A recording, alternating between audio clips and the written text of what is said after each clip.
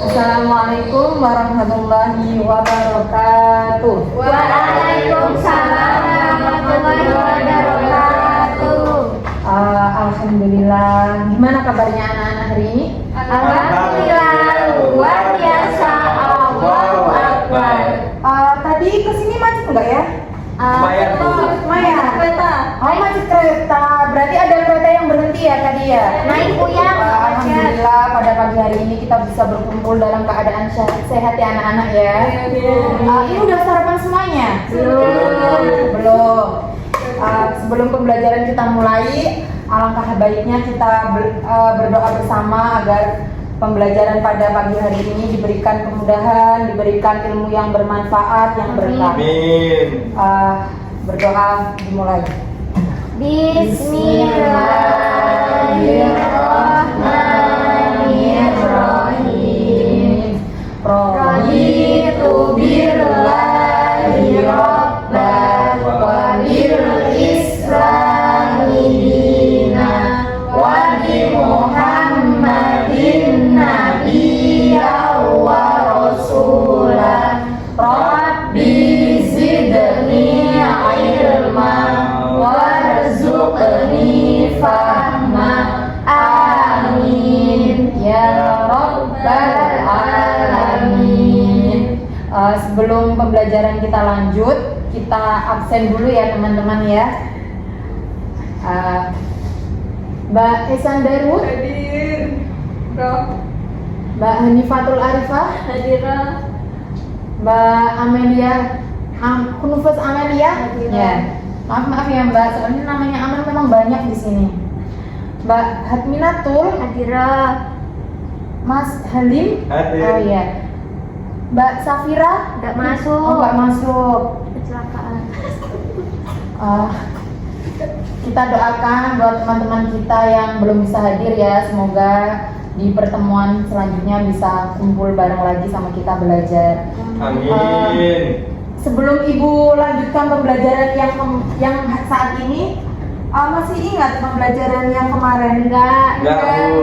Kemarin kita membahas tentang bab toharoh ya, kalau nggak salah ya. Ya. Jadi kita lanjutkan bab sholat ya. Ya Bu. Bab sholat. Anak-anak, pernahkah kalian itu merasa gelisah, merasa galau, merasa lagi nggak mood gitu?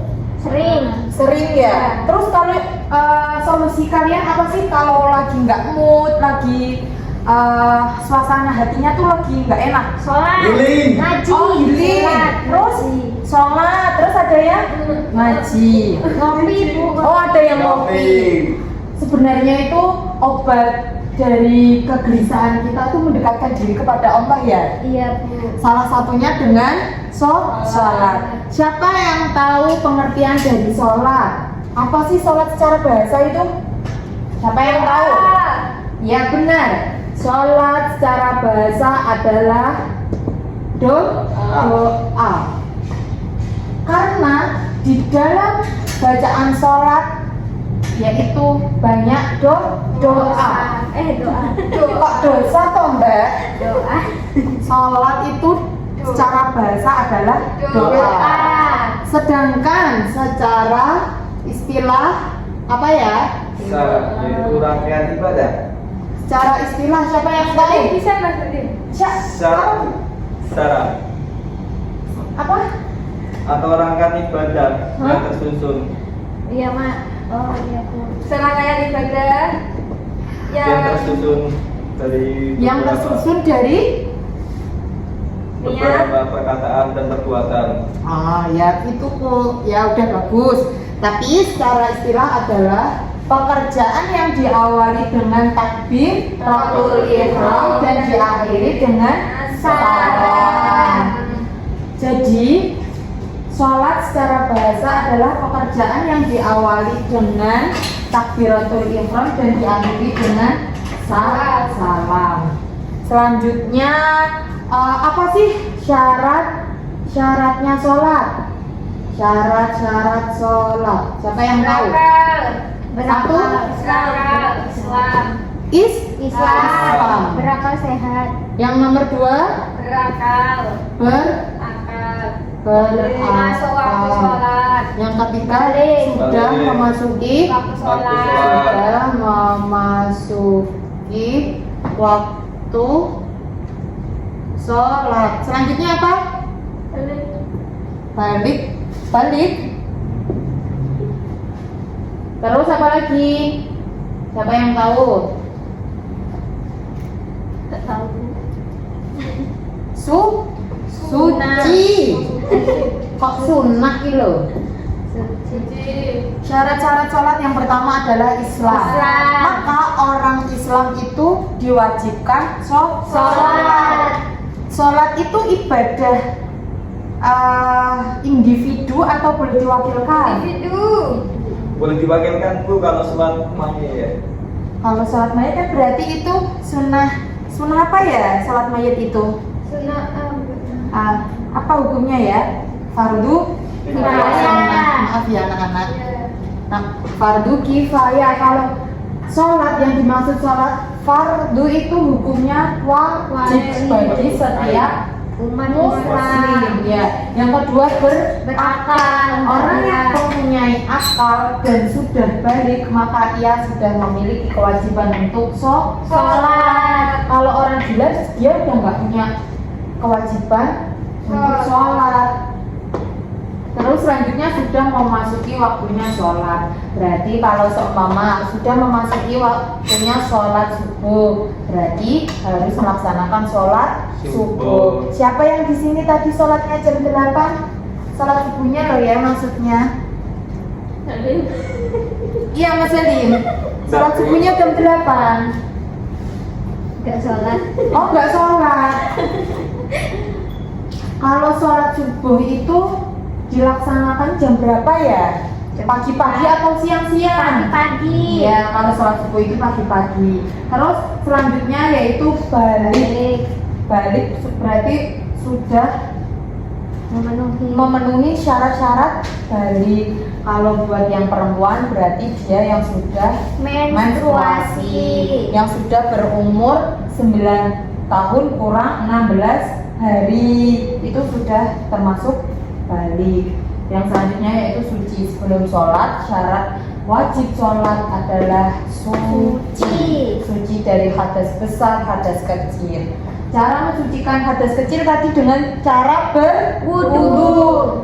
Contohnya sebelum kita sholat itu kan biasanya kita buang air kecil gitu ya. Kalau kita mau sholat berarti kita wudu. Terus kalau nggak buang air kecil nggak wudu, ya tetap harus wudu karena syarat sholat yaitu bersuci. Dan cara bersucinya sebelum sholat yaitu berwudu. Apakah ada pertanyaan anak-anak? Botan. Tidak ada. Untuk rukun sholatnya Ibu jelaskan minggu depan lagi ya. Iya Bu. Apakah ada pertanyaan lagi? Saya ulangi. Botan. Berarti Ibu yang akan bertanya kepada kalian. Siap. Bagus dulu ya.